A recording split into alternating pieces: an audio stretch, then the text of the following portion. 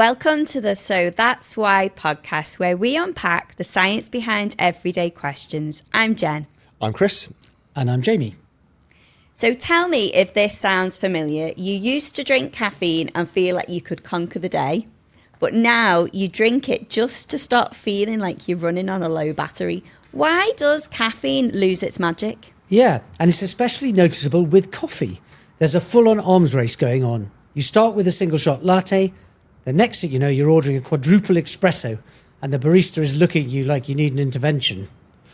Totally. And it probably won't surprise you that nearly 90% of adults consume caffeine daily. It's the most widely used psychoactive substance on the planet. And yet most people have no idea why it gradually loses its punch. And before we get into it, Jen, you're more of a tea person, aren't you? Guilty as charged. I'm a solid 4 cups of tea a day person. But I've noticed the same thing. You know, that first brew of the morning used to give me like a proper lift, but now it just feels like maintenance. That's because the mechanism is identical, whether it's coffee, tea, energy drinks or cola. The molecule doing the work is the same, caffeine. Tea has less per cup, typically 30 to 50 milligrams compared to about 95 milligrams in coffee. But your brain responds to it in exactly the same way. So today we're talking about all caffeine, not just from coffee. Plus, we'll get into why some people can drink espresso at 9 p.m. and sleep soundly, while others are wired from a lunchtime cuppa, whether you can actually do anything about it. So what's really going on here? Because most people think caffeine tolerance, it's just a minor inconvenience. They do, but it is much more than that. In fact, a 2017 trial found that while caffeine still improved mental and physical performance after 2 weeks of daily use, those benefits completely disappeared after 1 month of daily intake. And that's a big deal though, isn't it? If you're relying on a cup of coffee or tea to get through a busy morning or power through a deadline, and it's basically doing nothing after a few weeks, you're just going through the motions.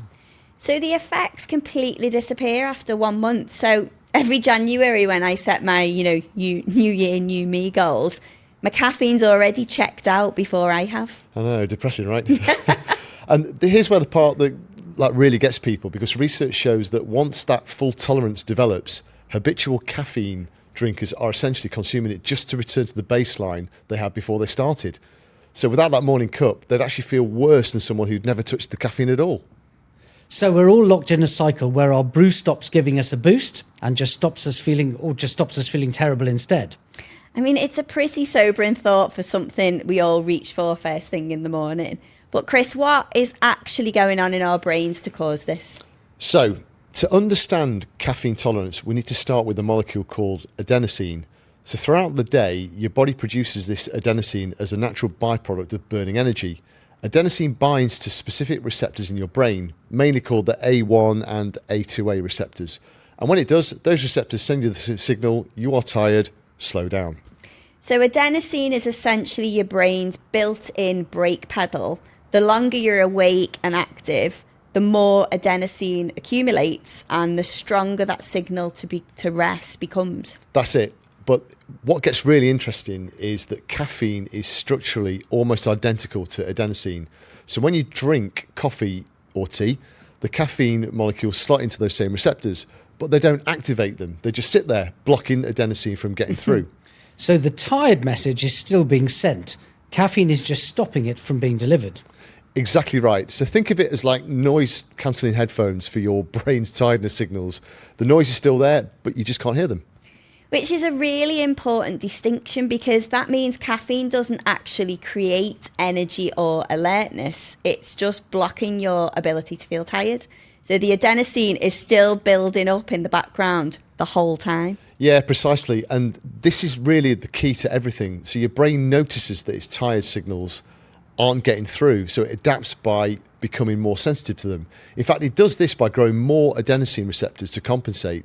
And a landmark study found that regular caffeine users increased adenosine receptors in the brain by about 20 to 30%. And another study showed that about 400 milligrams of caffeine per day, which is roughly 4 cups of coffee, for just 14 days was enough to significantly increase those receptors in humans. So your brain is basically hiring extra staff to handle the complaints your coffee keeps ignoring. Yeah, it's a great way of putting it. And once those extra receptors are in place, You now need more caffeine, of course, to block a greater number of them. The dose that once made you feel sharp now barely gets you back to normal. And how quickly does this all happen? Because it feels like a gradual thing, but I can imagine the biology probably kicks in a lot faster than we'd expect. It is. It's much faster. Once you read up, it's quite surprising. In fact, one study found that complete tolerance to caffeine's effects on blood pressure and heart rate occurred after just 1 to 4 days of regular consumption.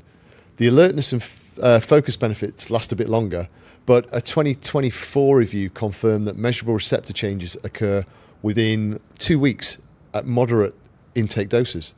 So within a fortnight, your brain's already restructured itself to counteract your caffeine habit. I mean, that's incredibly fast. And this explains the crash too, doesn't it? Because I've noticed if I skip my afternoon coffee, I feel worse than if I'd never had a coffee at all that day. Yeah, that is spot on. And it's one of the most counterintuitive parts, because while caffeine is occupying those receptors we talked about, adenosine keeps accumulating. So once the caffeine wears off, and its half-life is about 4 to 6 hours, all that built up adenosine floods in at once. So for chronic users, it's even worse because you've now got more receptors than you started with. So the tiredness signals hit harder than it would for a non-caffeine drinker. So habitual caffeine drinkers actually experience more fatigue without it than someone who never drinks it. I mean, that's quite the trade-off. I know, depressing, isn't it? A researcher described caffeine as a loan of the awake feeling rather than the creation of any new energy. So at some point you have to pay it back with interest. Caffeine is basically a payday loan for your brain. Good short term, but the repayment plan is rough. And the twist is that not everyone gets the same repayment plan. Genetics play a big role in how caffeine affects different people. That's right. And twin studies suggest that genetics account for about 36 to, I think, 58% of the differences in how people respond to caffeine. And there are 2 key genes involved here. The first one is called the CYP1A2, which produces the enzyme responsible for metabolism of about 95% of the caffeine in your body. And a small variation in this gene can determine whether you are a fast or a slow metabolizer. So fast metabolizers break down caffeine about 1.5 or 1.6 times faster than a slow metabolizer. So that friend who swears they can have an espresso after dinner and sleep fine, they're not making it up. No, not at all. And about 10% of the population carry a genetic variant linked to higher caffeine tolerance. And that allows them to consume larger amounts later in the day without side effects. The second gene, called ADORA2A, affects the adenosine receptor itself. Different variations determine whether caffeine is more likely to keep you awake or more likely to make you anxious. So your entire relationship with caffeine, how much it wakes you up, how quickly you build tolerance, whether it keeps you up at night, is heavily influenced by your DNA. So that explains why some people can drink caffeine late in the day and feel fine, while others are wired for hours after just 1 cup in the afternoon, which is me. That is me. This explains every argument in every office kitchen ever. How can you drink at 4 p.m? How can you not? Turns out we're all just having a genetics debate and we didn't know it. Totally. And there's a myth worth addressing here. I'm always the myth You buster. are the myth I'm sorry buster about or this. Captain Sensible. I know. So many people believe they've successfully adapted to less sleep by using caffeine, but multiple studies show that while you might feel less acutely tired, the cognitive performance continually deteriorates. So your brain is actually becoming numb to its own impairment. So we touched on this in our sleep episode, the idea that people can accumulate sleep debt without realising how impaired they are. And then caffeine masks that even further, which is why it's such a trap. What about age? I definitely feel like coffee hits differently now compared to how it did in my 20s. No, absolutely. So caffeine metabolism slows with age, meaning it stays in your system for longer. This is why many people find they can't tolerate a late afternoon coffee as they get older. They're not just imagining it. So their liver is simply processing it more slowly. Which explains why some people naturally switch to lower caffeine like decaf tea over time, because lower caffeine per cup means less impact on your sleep, especially if your metabolism slows with age. All right, so the big question, can we actually do anything about this, or are we stuck in an endless cycle? Yeah, you can absolutely manage it. And the most effective approach is strategic use of caffeine rather than habitual use of caffeine. So research shows that using caffeine on only days when you genuinely need peak performance, let's say 2 to 3 days a week, prevents that steady receptor buildup that causes tolerance. And for people who want to reset their tolerance, studies show that brain receptor sensitivity, it typically normalizes within about 2 weeks of stopping caffeine. After a 2-week break, your sensitivity returns roughly to 70-80% of its original level. But heavy users obviously might need, up to 2 full months for a full reset. 2 weeks without coffee. I think most people would rather live with weaker caffeine effects than deal with 2 weeks with no coffee. Definitely. Yeah, I think that's fair. And there is a gentler option you can take. So gradually reducing that caffeine intake by about 25% every 10 days, that will produce significantly fewer withdrawal symptoms. And research shows that about 80% fewer severe effects compared to stopping abruptly for people. It's also worth mentioning that caffeine withdrawal is actually clinically recognised. It's no joke, is it? People experience symptoms such as headaches, fatigue, irritability, difficulty concentrating. And those symptoms typically peak a few days after, but then they do resolve within a couple of weeks. And that applies to tea drinkers too? It does, although tea drinkers often have a smoother experience because their daily caffeine intake tends to be lower. If, like Jen, you're on about 4 cups of tea a day, you're looking at maybe 150 to 200 milligrams of caffeine in total. If you compare that to the same number of coffees, like 4 a day, that's closer to 400 milligrams. So the withdrawal is proportionate to the intake. I mean, that's reassuring. So tea drinkers like myself might build tolerance more slowly and have a gentler time resetting. Generally, yes, and keeping daily intake below roughly 200 milligrams, which is about 2 standard coffees or 4 teas, that slows the rate at which that tolerance builds. And one study found that 400 milligrams of caffeine daily for only 7 days had no measurable receptor effect, but the same dose for 14 days did. So moderate tea drinking may sit in that sweet spot where you're getting some benefit without triggering those major receptor changes. So it's about finding that balance where you're getting the benefit without tipping into the zone where your brain starts remodeling. And here's something else that's really interesting for anyone who exercises. Caffeine still appears to boost physical performance, even in tolerant individuals.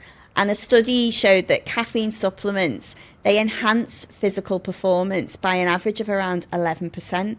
So those that are habitual users, they might need a higher dose, but the benefit doesn't disappear entirely the way the mental alertness benefit does.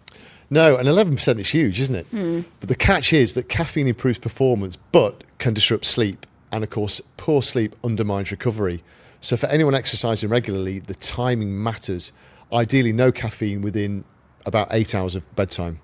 That's really interesting because it creates a real tension. You want the performance boosts, but not at the cost of your sleep. And I think, most of us have probably been in that cycle where we drink the caffeine to compensate for poor sleep. Then the caffeine disrupts our sleep, so then we need more the next day. It is the definition of a vicious circle. Yeah, it really is. And it connects directly to what we discussed in previous episodes. So sleep quality affects everything: mood, cognitive function, exercise recovery, even how your body manages inflammation. And caffeine tolerance sits right in the middle of all these systems. And hydration too, right? If you're drinking 4 or 5 cups of coffee a day or tea, because one doesn't cut it anymore, that's a lot of fluid moving through your system. Yeah, that's a good point. At normal consumption levels, coffee and tea are both hydrating, and we covered that in our hydration episode. But when tolerance pushes intake higher, it's worth being aware of your overall fluid balance. Yeah, totally. And what is really striking is that caffeine tolerance is a perfect example of how our bodies constantly adapt to maintain balance. And we saw the same principle with sweat acclimatization, with sleep cycles, even with cholesterol regulation. The body is always adjusting and adapting. So, understanding this isn't just about coffee, it's about understanding how your body works, full stop. So why does your morning coffee or tea stop working? It stops working because your brain physically adapts to caffeine by growing more adenosine receptors, sometimes 20 to 30% more. The dose that once blocked enough receptors to make you feel alert now can't keep up with increased numbers. You end up drinking caffeine just to feel the way you would naturally without it. So we went from 1 cup making us feel superhuman to 4 cups making us feel merely human. And we've been calling that a coffee habit when it's actually a brain renovation project. So that's why caffeine stops working. And now you know that your relationship with it is shaped by your genetics, your habits, and your brain's relentless drive to maintain balance. But the good news is, once you understand the mechanisms, you can work with it rather than against it. You can, and the advice is to use caffeine strategically, not habitually. So a periodic reset or simply cutting back can restore much of that original effect. Sometimes less really is more. So that's it for this week. Make sure you hit that subscribe button. We're unpacking the science behind everyday questions each week. And tell us in the comments what questions you'd like us to explore. Thanks for geeking out with us. But for now, that's it from me. That's it from me. And that's it from me. Bye for now.